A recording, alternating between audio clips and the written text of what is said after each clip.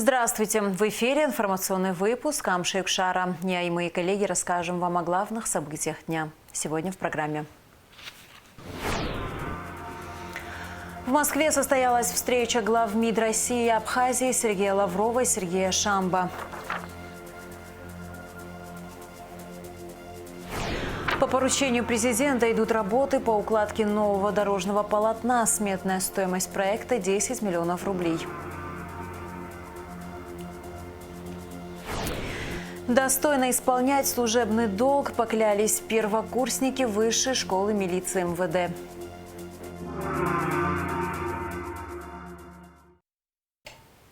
В Москве состоялась встреча глав МИД России и Абхазии Сергея Лаврова и Сергея Шамба. Они обсудили широкий круг вопросов абхазо-российских межгосударственных отношений. Уважаемый Сергей Миронович, уважаемые друзья, дорогие коллеги, хотел бы прежде всего поздравить с национальным праздником Днем Победы, Победы и независимости. 30 сентября отмечали его. Вы много раз бывали в этом здании, в разном качестве. Но сегодня первый визит после возвращения на пост министра иностранных дел, и мы вас еще раз с этим поздравляем. И я помню, как мы вместе работали еще в 2008 году, когда разворачивались события, приведшие к объявлению независимости Республики Абхазия и признанию этого акта Российской Федерации, ну и потом и премьер-министром, и секретарем Совбеза. Вы в разных ипостасях вносили большой вклад в укрепление и государственности Абхазии, и нашего союзничества. У нас динамика отношений стабильная, политический диалог развивается, президенты в регулярном общении. Вот в марте этого года подробно общались по телефону. Различные ведомства между собой наладили тесные связи, экономические, культурные, гуманитарные. Ну и мне сказали, это была интересная информация, что объем торговли с допандемийных времен вырос в 1,5 раза. Это очень хороший результат. Мы будем продолжать оказывать содействие Абхазии в социально-экономическом развитии. Осуществляется совместная инвестиционная программа. Ну и то, что темпы роста внутреннего валового продукта республики Абхазии опережают плановые практически в 2 раза. Это очень хороший результат. Признательно особен за вашу позицию в связи с теми событиями, которые привели к проведению специальной военной операции и абхазским добровольцам, и гражданам Абхазии, которые оказывают гуманитарную помощь соответствующим нашим регионам. Благодарность за готовность разместить на территории Абхазии россиян, которые покинули пострадавшие районы Российской Федерации, и в частности, как очередной пример абхазского великодушия, мы оценили приглашение молодым курянам в детский лагерь в Ачамчире. Продолжим, конечно же, сотрудничество в обеспечении безопасности, укреплении международных позиций Республики Абхазии в соответствии с договоренностями. Министерство иностранных дел взаимодействует активно. У нас план консультаций на 2024-2025 год выполняется по всем пунктам. Посольства в тех странах, где у Сухума есть дипломатические миссии, Сирии, Никарагуа, тоже наладили повседневную координацию. Ну и, само собой, мы по так называемым женевским дискуссиям по Закавказью занимаем принципиальные позиции и продвигаем такие договоренности, которые будут надежно обеспечивать безопасность, стабильность в этом регионе на основе признания реалий, включая, конечно же, независимость Абхазии и Южной Осетии. Ваши дипломаты, я надеюсь, удовлетворены тем, как Им помогают повышать квалификации в дипломатической академии нашего министерства. Продолжим, конечно же, готовить и кадры для Республики Абхазия в МГИМО. Договорно-правовая база у нас прочная, более 120 документов, и мы приветствуем последний шаг в этом направлении. 25 сентября в Абхазии ратифицировано соглашение о признании, приведении в исполнение судебных и арбитражных решений по экономическим делам. Ну и рассчитываем, что и остальные, находящиеся в работе проекта документов, будут оперативно согласованы. Так что сегодня поговорим о двусторонних наших делах, а потом втроем с нашим коллегой из Республики Южная Осетия проведем уже обзор внешних аспектов нашего сотрудничества. Там немало задач, так что убежден, что сегодняшние переговоры будут полезны. Добро пожаловать еще раз. Большое спасибо. Вы сами вспомнили времена, когда мы с вами устанавливали дипломатические отношения между нашими странами.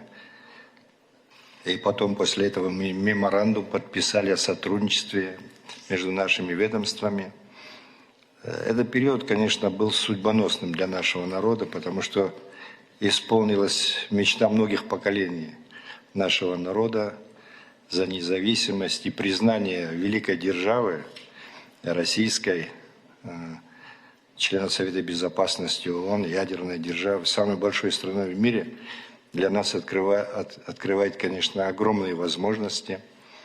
И, как вы уже сказали, с тех пор подписано большое количество договоров, межведомственных соглашений, которые дали нам хорошие возможности для того, чтобы развивать нашу безопасность и экономические наши возможности. Если до 2008 года, до признания России, у нас в общественном сознании превалировали страхи, угрозы новой агрессии со стороны Грузии, то после тех договоров, которые были заключены между нами, эта угроза отошла на задний план. Люди стали думать об экономике, о социальных вопросах. И те жертвы, которые за эти годы от рук террористов и диверсантов понес наш народ, и в том числе и миротворцы, которые больше сотни человек положили там за нашу безопасность, мы это помним всегда и чтим эти жертвы. Вот это все отошло на задний план. Сегодня уже другие у нас заботы. Но так получилось, что вот судьба опять свела нас, и опять непростое время.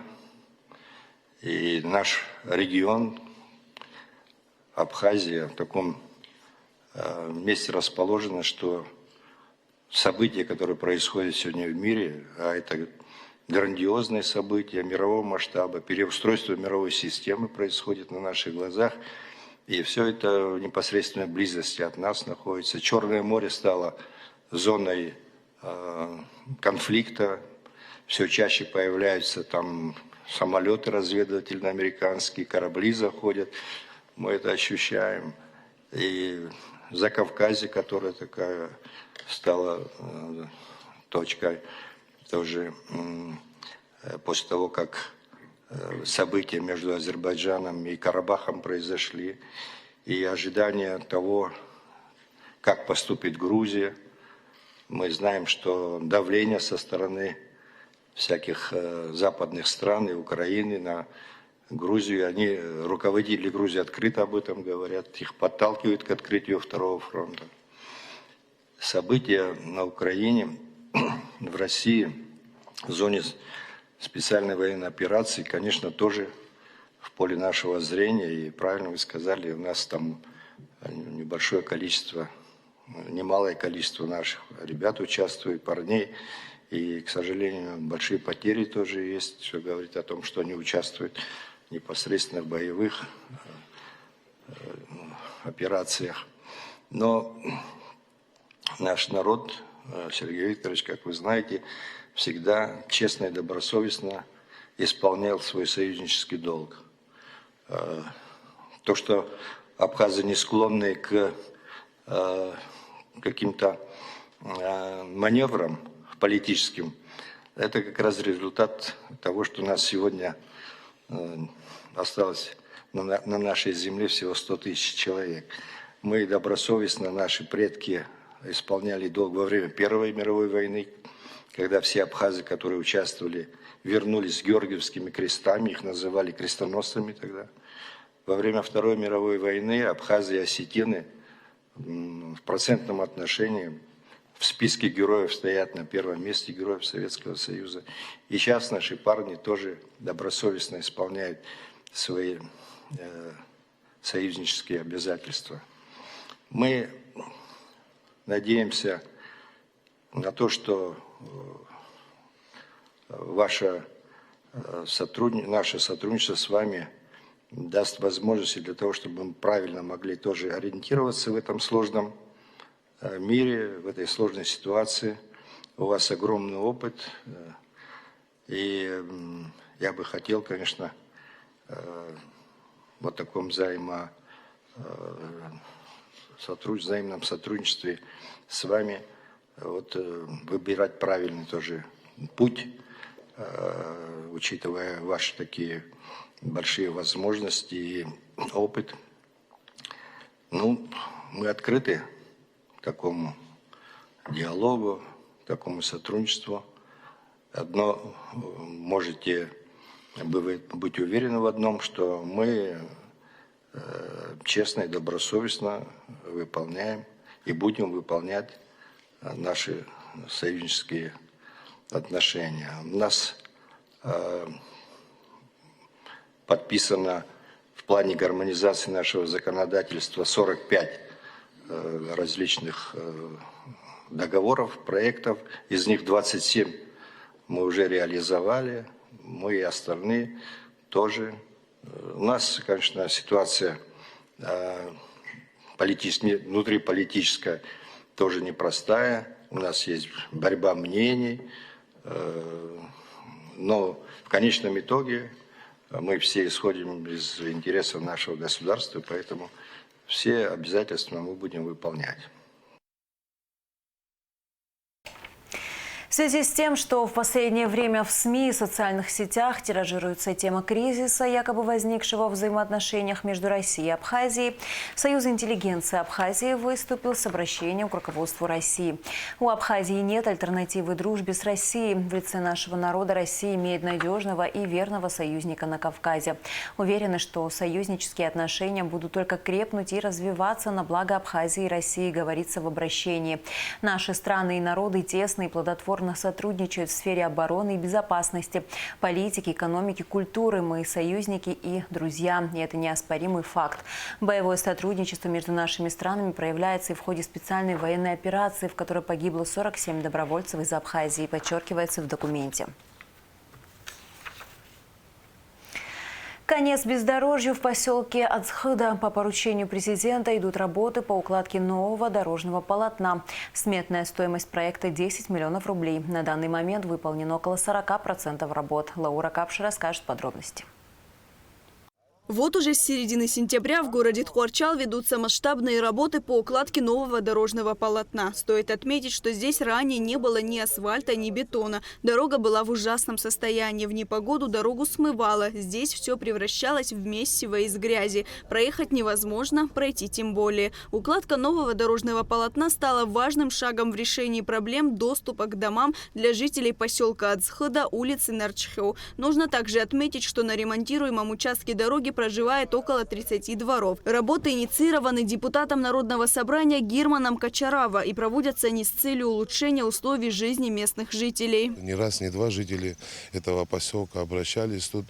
Люди не могли доезжать до своих домов, на машине, значит. И вот, как видите, сегодня ситуация у нас уже улучшилась.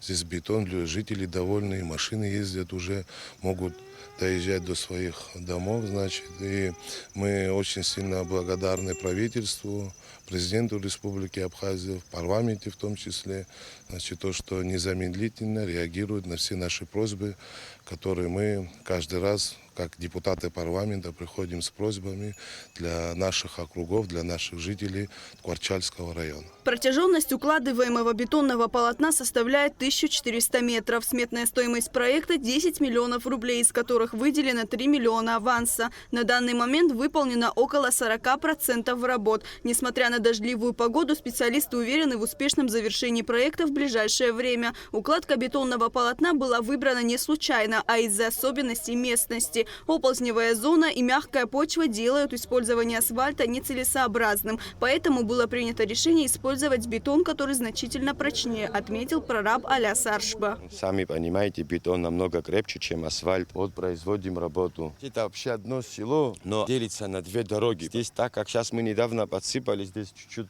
подъемчики такие большие. Мы сейчас большую часть здесь сделали. Сейчас пройдетесь, увидите. Там другая где работы производится. Но в основном здесь больше половины. Вот отсюда вот сделано 400 метров полотна вот здесь лежит. И 80 метров полотна там нанизу лежит сделано. С техникой проблем нету. Погода у нас чуть-чуть проблема. Часто здесь дожди идут. Жители Ацхыда периодически пытались решить проблему самостоятельно, подсыпая ямы щебнем, но после дождей дорога вновь размывалась. Наблюдая за работами, местные жители надеются на улучшение жизни в районе. Дороги ужасные были, я правду скажу, ужасные. Даже скорые не поднимались, в таком состоянии были. Но сейчас благодаря нашего депутата, правительства, президента, премьер-министра помогли, сделали дорогу, что доканчивают, делают. Это мы всей деревней благодарим их. Стоит отметить, что жители не раз обращались с просьбой отремонтировать дорогу. Однако в местном бюджете не было средств. Но благодаря поддержке главы государства и депутату Герману Кочарава работы начались. По инициативе, благодаря нашему депутату Кочарава Герману, сегодня он попросил президента, президент ему не отказал, выделили средства, дорогой занимаемся, делаем сегодня. Делаем 1400 метров должны сделать. Финансово 10 миллионов отпущено, 3 авансом уже дано, люди работают. В Ткварчальском районе уже реализованы и другие проекты, среди которых строительство моста, ремонт школ. Делаем, значит, в селе Агубедия школу. Кстати, в этом году 100-летие этой школы. Из республиканского бюджета, значит, выделены деньги. И также хочу поблагодарить, значит, Джумбера Леонтьевича, и именно Джумбера Леонтьевича Ткибучава, который до сих пор нам оказывает помощь в нашем округе и плюс к этому в школе. Значит, после этого мы сделали спортзал, значит, в 4-й школе, она находится в городе. На следующий год у нас есть планы, значит, именно по нижней площадке города нашего Ткварчал, бетонирование дворов. Подобные работы проводятся на всей территории Абхазии и являются частью долгосрочной стратегии по улучшению инфраструктуры городов и сел, что является важным шагом на пути к возрождению и развитию районов. Лаура Капш, Фатима Герги, Алексей Гухава, Абхазское телевидение. Торжественная церемония награждения посла Абхазии в России Алхаса Квициня орденом дружбы состоялась в посольстве Южной Осетии в России. Награду вручил министр иностранных дел Южной Осетии Ахсар Джиоев. Алхас Квициня удостоен ордена дружбы за заслуги в укреплении отношений между народами Республики Южная Осетия и Республики Абхазия и плодотворную дипломатическую деятельность. Президент Академии наук Абхазии Зураб Джапуа встретился с президентом Российской муниципальной академии Александром Айгистовым. Зураб Джапуа отметил плодотворное сотрудничество между Абхазской и Российской академиями наук. Александр Айгистов поблагодарил абхазских коллег за теплый прием. Он рассказал о деятельности Российской муниципальной академии и внес ряд предложений по дальнейшему сотрудничеству. У нас очень хорошие отношения с Российской академией наук. Мы подписали соглашение о сотрудничестве еще в 2005 году, когда еще Абхазия независимость не была признана в Российской Федерации. А сейчас вот, с нынешним президентом Академии наук и с Курчатовским центром, с президентом Курчатовского центра у нас трехстороннее соглашение, оно готово, текст готов, и мы находим время и место, где это соглашение подписать. Муниципальная академия готова сюда приехать, что-то рассказать, обучить, возможно, какое-то мероприятие с главами провести. Весь наградной фонд местного самоуправления России, это ветка власти, есть органы государственной власти, есть органы местного самоуправления, находится, так исторически сложилось, в Российской муниципальной академии. Поэтому и ваших коллег, и глав, и даже не глав, каких-то общественных деятелей, людей, которые этого достойны, мы можем награждать и своими наградами. Все равно это бывшие, считайте, советские награды, наши. Вот. Они за выдающиеся трудовые достижения и за вклад в развитие местного самоуправления не только в России, но вообще в мире. К сожалению, эта награда не связана с каким-то материальным стимулом, но это такой носитель. 2 золотых медали у нас основных вот за вклад в развитие местного самоуправления и за трудовые достижения. Поэтому сразу вам предложение, если у вас есть какие-то кандидатуры, с удовольствием приедем, какое-то мероприятие проведем и от имени Российской Федерации вручим награды.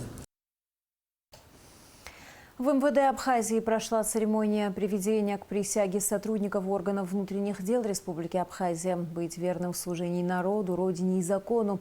Достойно исполнять служебный долг. Поклялись первокурсники Высшей школы милиции МВД. Подробнее в материале пресс-службы МВД. В МВД Абхазии прошла церемония приведения к присяге сотрудника органа внутренних дел Республики Абхазия. Традиционно перед началом церемонии на Строевом плацу в Министерстве внутренних дел руководители ведомства возложили цветы у мемориальной стены памяти сотрудникам органов внутренних дел Республики Абхазия, погибшим при исполнении служебного долга.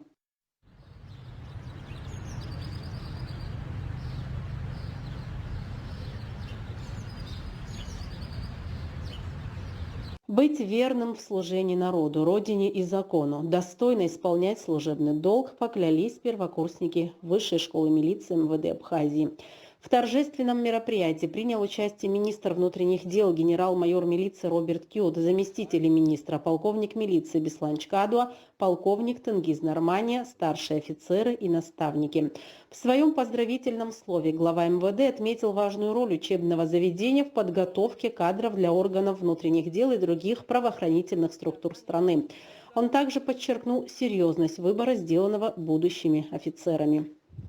Что, поздравляю вас в первую очередь за то, что сумели пройти эти сложные испытания, наверное. Насколько мне известно, поначалу в ваших рядах было порядка 40 человек, но самые сильные, самые смелые, отчаянные, достойные прошли этот отбор.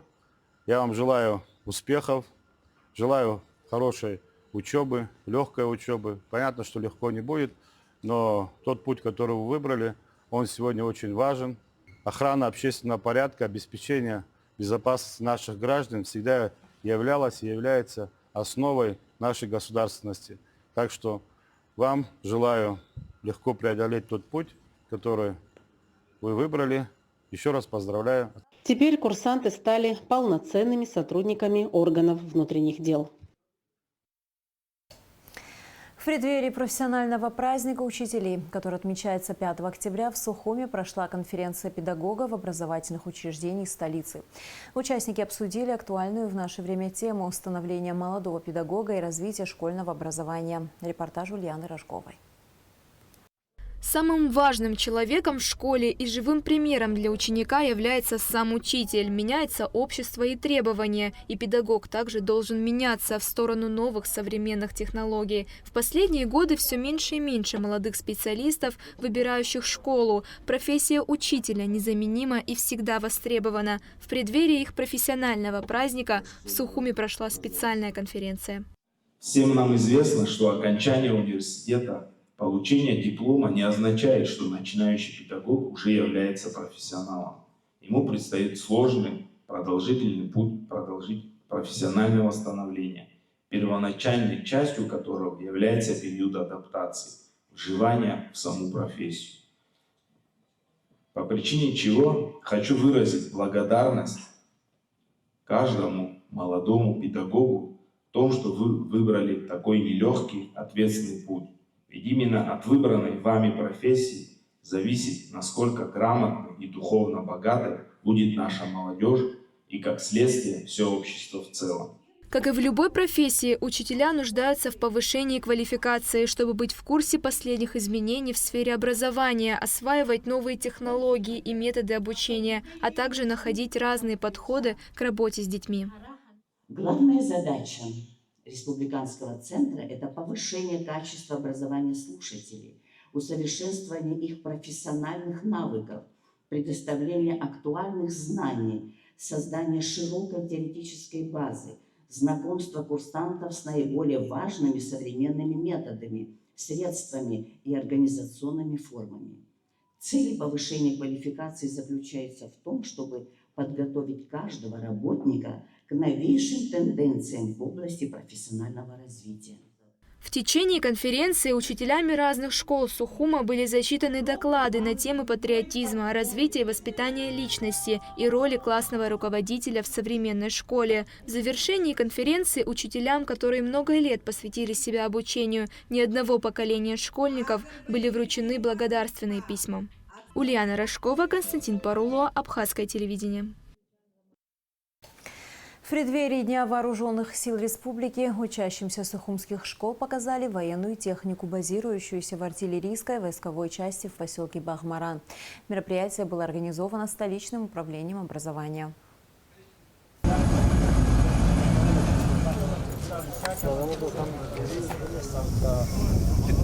Командир боевой машины.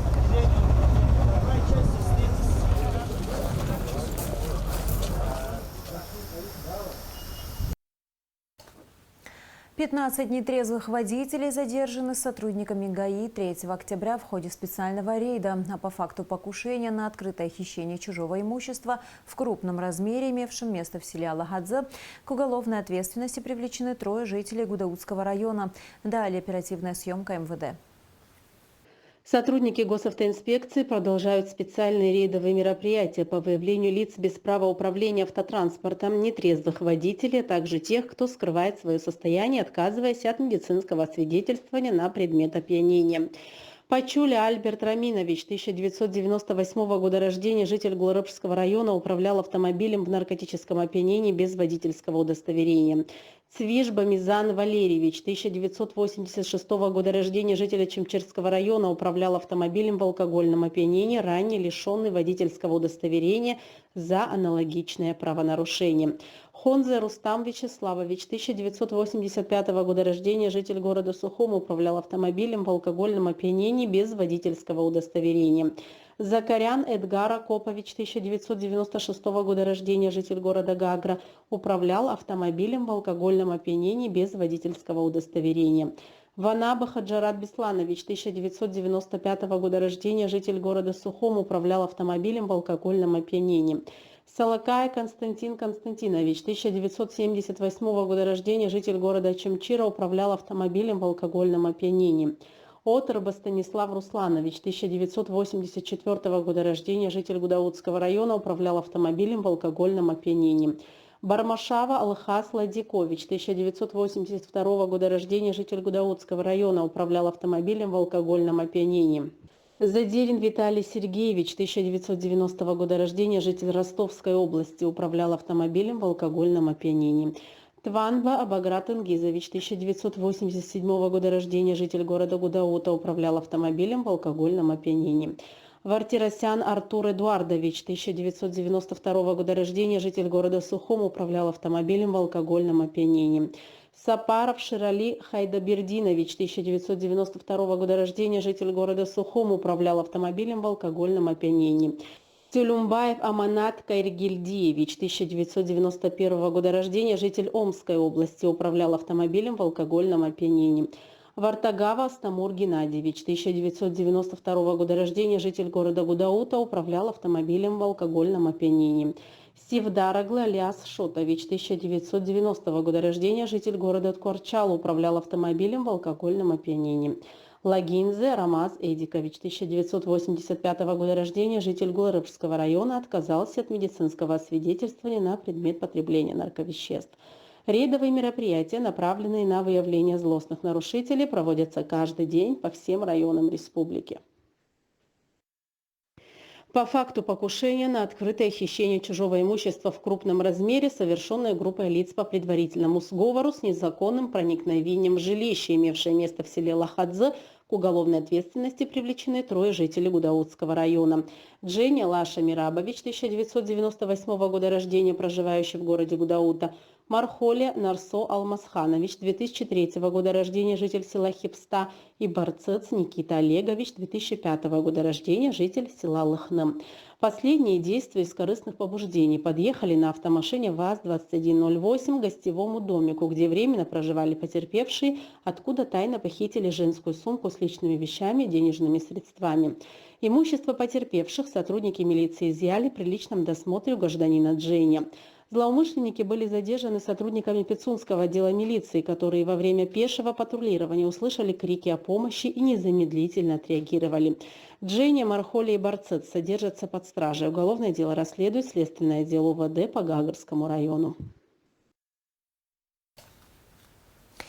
В республике продолжает работу ежегодный абхазо-адыгский литературный фестиваль «Рифмы на Рице». 3 октября участники посетили дом-музей Баграта Шинкова в селе Члоу. Здесь была организована встреча с учащимися Члоуской средней школы. Песни, танцы и стихи великих писателей звучали отовсюду. Фестиваль ставит перед собой самые большие цели, такие как сохранение культурных связей и развитие национальной литературы.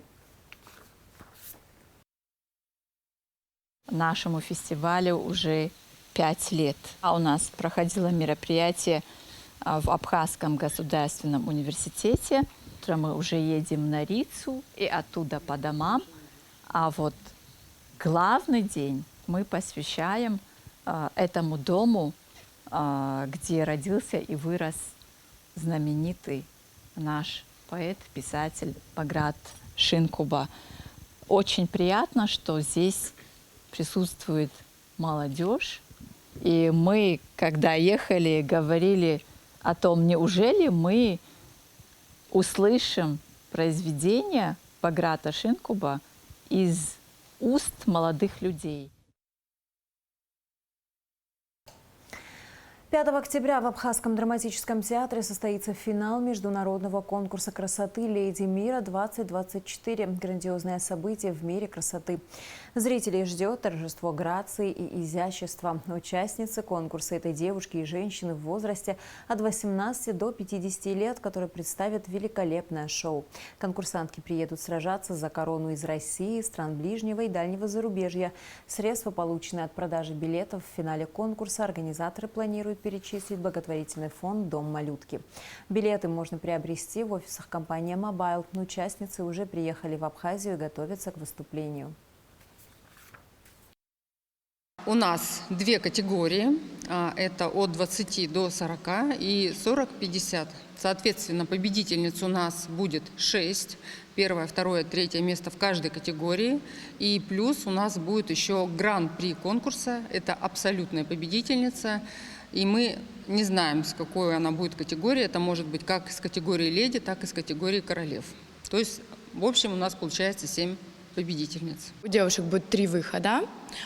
Первый выход, мы его называем пролог. Мы представляем свой цвет. А цвет сезона у нас в этом году фуксия, как вы можете заметить на некоторых девушек. Второй выход у нас дизайнерская одежда. У нас едет замечательный наш прекрасный, великолепный дизайнер. Мы показываем ее одежду. И, конечно, это живой вокал нашей прекрасной ведущей Анны Калашниковой. И третий выход – это девушки в вечерних платьях. Я хочу сказать огромное спасибо в первую очередь, что нас приняли в этом театре. Для нас это большая честь. Мы покажем очень высокий уровень. Мы подготовились уже на все 100%. Завтра действительно будет очень красивое, достойное шоу. И мы хотим показать правильную, настоящую модель конкурса красоты, где женщина остается прекрасной, где она расцветает на этом проекте и выходит совершенно новой, в новом своем амплуа и с новыми титулами. Мы приглашаем вас на наше уникальное, потрясающее, фееричное шоу, которое состоится здесь, в Национальном театре, в 18:00 со звездной ведущей Анной Калашниковой. Приходите, поддержите наших участниц. Это будет незабываемо. А также хотим выразить благодарность правительству Абхазии, потому что мы благодаря правительству находимся непосредственно в вашей замечательной стране. И в завершении выпуска о погоде. В выходные дни 5 и 6 октября ожидается переменная облачность без осадков. Температура воздуха ночью 12-17, днем 23-28 градусов. Температура морской воды 24 градуса.